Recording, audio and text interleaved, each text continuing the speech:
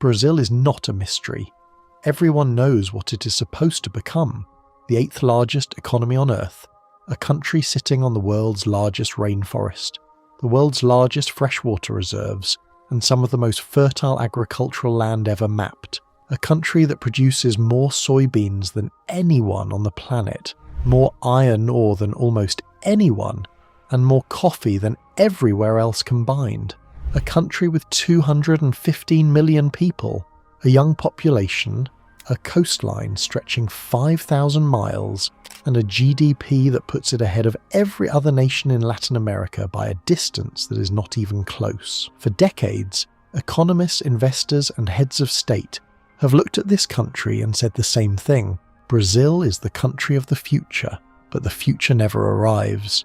And unlike the crises you've seen before, the currency fires of Turkey, the hyperinflation of Venezuela, the sovereign default of Argentina, Brazil's problem does not announce itself. There are no queues at empty supermarkets, no single moment of collapse that gets replayed on the news, no obvious villain to point at and explain everything, because Brazil is not falling. It simply never rises. The GDP numbers grow, but only because commodity prices spike and population balloons. Productivity, the one number that actually measures whether an economy is getting smarter, has barely moved in 50 years. The country looks busy, with construction cranes, export terminals, and booming harvests, but the average Brazilian earns almost exactly what they earned a generation ago in real terms. The government points to growth, but half the workforce has been driven underground into an untaxed, unprotected shadow economy just to survive the system. Brazil is not a country in crisis. It is a country in amber, preserved exactly as it was, prevented from becoming what it should be. And the reason is not a lack of resources, it is not a lack of talent, it is not culture or geography or bad luck, it is a system, invisible, deliberate and suffocating. And once you see it, you cannot unsee it. To understand what has gone wrong, you need to look at a number most commentators quietly ignore. Not GDP, not exports, not the size of the harvest. You need to look at productivity, what each Brazilian worker actually produces per hour of labour, because that number is the only honest measure of whether an economy is genuinely advancing or simply getting louder. In Brazil, that number has barely moved since 1980. On the surface, this seems impossible. The economy has expanded, the population has nearly doubled, exports have multiplied many times over.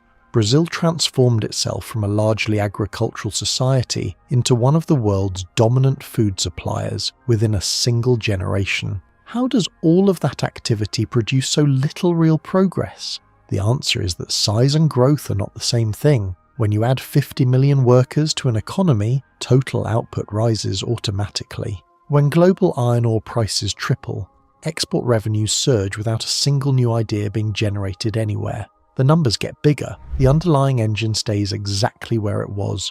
Strip out population growth, strip out the commodity price windfalls. What remains is an economy that has produced almost no real productivity gain since the end of the military dictatorship. Other emerging economies, South Korea, Taiwan and Vietnam, used the same window to industrialize, automate and climb the value chain. Brazil used it to dig more holes and plant more fields. The country grew, it did not develop, and those are not the same thing. But here is what makes this story darker than it first appears. The stagnation is not uniform. It is concentrated precisely where it can do the most damage, and what is sitting on top of it, masking everything underneath, is one of the most seductive economic traps ever constructed. There is a pattern documented across dozens of countries, and it goes like this. A nation discovers it is sitting on something the world desperately needs: oil, copper, soybeans, and iron ore. Foreign capital floods in, the currency strengthens, the government collects revenue without building much of anything, and slowly, silently, every other industry in the country begins to die. Economists call it Dutch disease, named after what happened to the Netherlands after it discovered North Sea gas in the 1960s. Brazil has one of the most severe cases ever recorded. When commodity prices are high, the Brazilian real appreciates. That sounds like good news until you understand what it does to a factory trying to compete internationally. A stronger currency makes Brazilian manufactured goods more expensive abroad. Production costs rise, export competitiveness collapses. The industrial base that Brazil spent 3 decades assembling between the 1950s and 1980s begins to hollow out from the inside. By the early 2020s, manufacturing's contribution to Brazil's GDP had fallen back toward levels last seen in the 1950s. The country that once built its own aircraft, its own computers, its own cars at scale had quietly deindustrialized. Embraer survived, a genuine world-class exception, but it was a monument surrounded by retreat. So Brazil doubled down on what remained. More soy, more ore. More raw material is shipped abroad for someone else to refine and sell back at 10 times the price. The trap is elegant in its cruelty. The more successful the commodity sector becomes, the more it destroys everything else. And the country that could have built a diversified, resilient economy instead became permanently dependent on whatever price Beijing decided to pay that quarter. When the prices are high, the problems are hidden. When the prices fall, there is nothing underneath to catch the country. But the commodity curse is only the first layer. What sits directly beneath it is something that does not require a global price crash to destroy you. It destroys you on an ordinary Tuesday morning before you have even made your first sale. Imagine you want to start a business in Brazil, not a multinational, a small manufacturing company, 30 employees, a real product. You have the capital, the idea, and the drive to build something. Before you make a single sale, you will spend, on average, over 1,000 hours navigating the registration process and initial compliance requirements. That figure comes directly from World Bank data. Brazil consistently ranks among the most bureaucratically hostile environments for new businesses anywhere on Earth. But registration is the easy part. Brazil's tax code is one of the most complex systems ever constructed. Businesses face over 60 distinct taxes at federal, state and municipal levels, each with its own filing schedule, its own calculation rules, and its own exceptions. Compliance costs Brazilian companies an average of 1,500 hours per year. The equivalent figure in the United States is around 175. This is not bureaucratic inefficiency. It is bureaucratic warfare, and it falls hardest on the people who cannot afford entire departments of accountants and lawyers, which is to say, everyone except the largest corporations that helped design the system in the first place. A small manufacturer in São Paulo is not competing against a factory in Shenzhen. They're competing against their own government before a single product leaves the building. The compliance burden alone is enough to kill the margins on most viable business models. Innovation requires experimentation. Experimentation requires the freedom to try, fail, and recover quickly. Brazil's system ensures that failure is catastrophic and recovery is nearly impossible. The country is not short of entrepreneurs, it is short of a system willing to let them survive. Brazil is one of the largest agricultural producers on Earth. It grows soybeans across an interior the size of Western Europe, and then, to get those soybeans to a port, they are loaded onto trucks. Not trains, not river barges running on dedicated freight corridors. Trucks. On roads built for lighter loads, maintained on inadequate budgets, and funneling through bottlenecks so severe that during harvest season, queues of lorries stretch for hundreds of kilometers outside major terminals. The resulting logistics cost is almost incomprehensible. Transporting 1 ton of grain from the Brazilian interior to the port of Santos costs more than shipping that same ton from Santos across the Atlantic Ocean to China. The internal journey inside Brazil is more expensive than a transoceanic voyage covering 12,000 kilometers. This is not a quirk of geography, it is the direct consequence of systematic underinvestment spanning decades. Brazil has one of the lowest railway network densities of any major economy relative to its land area. During the critical window when competitors were constructing the infrastructure that would carry their economies forward for a century, Brazil was investing roughly 1% of GDP annually in transport, well below the levels that development economists consistently identify as the minimum for sustained growth. The consequences compound at every level. Farmers absorb higher costs, manufacturers pay more for inputs and distribution, exporters lose competitiveness before their product reaches the water. Every extra dollar consumed by a crumbling road is a dollar that never became a wage, a factory, or a future. The country is fighting global competition with one hand tied behind its back, and it built the rope itself. But if the formal economy is this hostile to ambition, what do rational people do? They find another way entirely. And what that looks like, at scale, is something Brazil has never fully reckoned with. When the formal system becomes impossible to survive inside, people build another one. In Brazil, that other economy is not marginal, it is load-bearing. The informal sector accounts for roughly 40% of total employment by the most credible estimates, and some credible analysts place the figure higher. These are tens of millions of workers operating without contracts, without legal protections, without pension entitlements, and without any recourse when things go wrong. They are not there by choice. They are there because the formal system priced them out. A street vendor in Recife who sells food from a cart is making a rational calculation. Formalizing her business means registering across multiple government bodies, absorbing a cascade of taxes and social contributions her margins cannot support, and spending hours monthly on compliance that will consume the earnings she's trying to protect. Staying informal is not ideal, it is simply survivable. The macroeconomic cost of this is invisible in headline statistics but devastating in aggregate. Informal workers cannot build pension entitlements. They cannot access business credit. They cannot scale operations without the legal infrastructure that formal status provides. Their productivity stays permanently flat because they cannot invest in the tools, training, or premises that would allow them to grow. The ambition is there. The work ethic is present. The system has made upward mobility structurally inaccessible for nearly half the workforce. Brazil does not have a productivity problem at the human level. It has a system that converts hard work into stagnation. And it does this not by accident, but because keeping this many people small and precarious serves someone else's interests very well. Every system has architects, and no system this durable, this precisely calibrated to protect those at the top while grinding down everyone beneath happens by accident. Brazil's public sector compensation structure, particularly at its upper levels, is among the most generous in the world. Federal judges earn salaries exceeding those of their counterparts in Germany, France, and the United States. Senior civil servants receive benefits and constitutionally guaranteed pension arrangements that no recession, no reform package, and no democratic vote can dismantle without a congressional supermajority.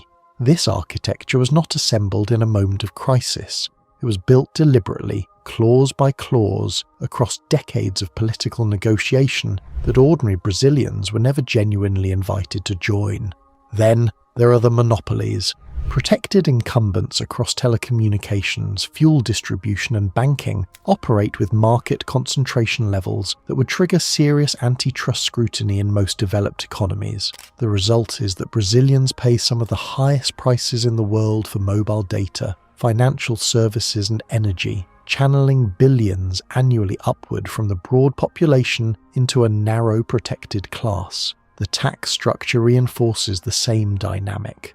Brazil's tax burden falls disproportionately on consumption rather than income or wealth. This means a factory worker and a billionaire both pay the same rate on the groceries they buy. The complexity of the code favours those with the resources to navigate it. The legal protections shelter those who already hold power.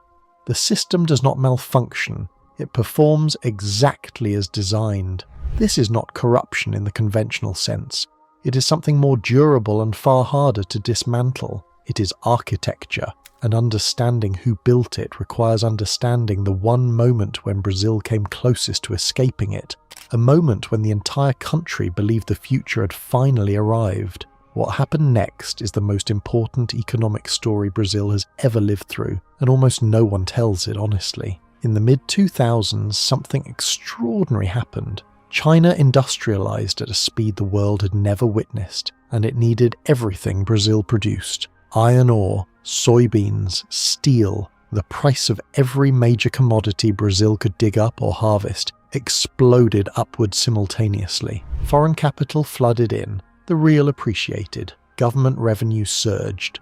A state that had never had this much money began spending it on social programs, on infrastructure, on expanded public payrolls, and on a wave of credit expansion that pushed consumption to levels Brazil had never seen. Between 2003 and 2013, an estimated 30 million Brazilians entered the middle class for the first time. Lula left office in 2010 with an approval rating of nearly 80%. Goldman Sachs placed Brazil among the defining economies of the coming century. The world believed the story because the data seemed to confirm it. Then China slowed down. Iron ore prices lost more than 60% of their peak value between 2011 and 2016. Soy margins compressed. The fiscal expansion that had funded social programs turned out to have been partly financed by borrowed expectations and rising debt. Inflation returned, the real collapsed. By 2015 and 2016, Brazil was enduring its deepest recession since modern records began. Unemployment doubled in 3 years. The middle class that had spent a decade climbing found itself sliding back faster than it had risen. This is what a commodity boom looks like when the structural problems underneath it are never addressed. The boom does not build capacity, it builds consumption. And when the external price support evaporates, there is nothing holding the floor up. Brazil did not fail in 2015. It simply ran out of room to hide the failure it had been carrying for 50 years. The clearest measure of a country's true trajectory is not its GDP. It is whether its most capable people choose to stay. Brazil is losing them, not in a sudden, visible exodus, but in a steady, accelerating drain pulling the country's future out from underneath it. Brazilian engineers are being recruited by European aerospace and technology firms. Doctors are relocating to Portugal, drawn by comparable salaries, lower living costs, and functional institutions. Software developers are working remotely for American companies, spending their earnings inside Brazil while building economic value entirely for someone else. The brain drain is not a projection. It is a documented and measurable trend that has accelerated through every economic cycle since 2015. For those who stay, the arithmetic is becoming harder to survive. Housing costs in São Paulo have risen sharply over the past decade. Real wages for the broad middle class have not kept pace. A university-educated professional in their 30s earns, in purchasing power terms, not meaningfully more than their parents did at the equivalent stage of life. The social contract that traded education for stability has quietly broken down. None of this surfaces as a crisis. There is no single event, no single date, no definitive image of collapse. The country simply becomes, gradually and then irreversibly, a place where ambition cannot find traction, where the effort required to build something is so disproportionate to the reward that rational people stop trying, or they leave. Stagnation does not announce itself, it becomes the permanent condition that everyone eventually stops questioning, and that is the most dangerous moment of all, because a country that has accepted its ceiling has already decided its future. There is a phrase Brazilians reach for when asked why the country does not change: a shrug, an acceptance so complete it has started to masquerade as culture. But it is not culture, it is exhausting to wear cultural clothes. Because the problems laid out in this video are not unsolvable mysteries. The commodity dependency is documented, the tax complexity is precisely measured, the infrastructure deficit has been quantified to the last kilometre of unbuilt railway. The extraction architecture has names and balance sheets. The solutions are not secret either. Simplify the tax code, build the railway, break the monopolies, reform the pension structure. These are not radical ideas. They are the basic preconditions under which every single country that escaped the middle-income trap eventually found its footing.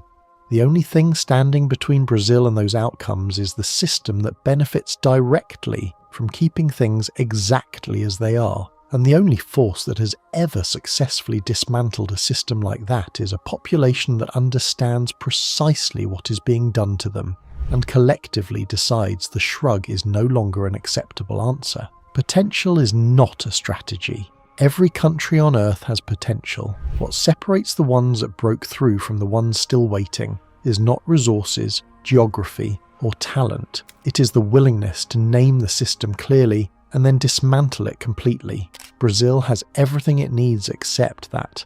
If this video helped you see something clearly that was blurry before, share it with someone who needs to. Subscribe if you want to keep pulling the thread, because the next story goes deeper still, and you do not want to arrive late.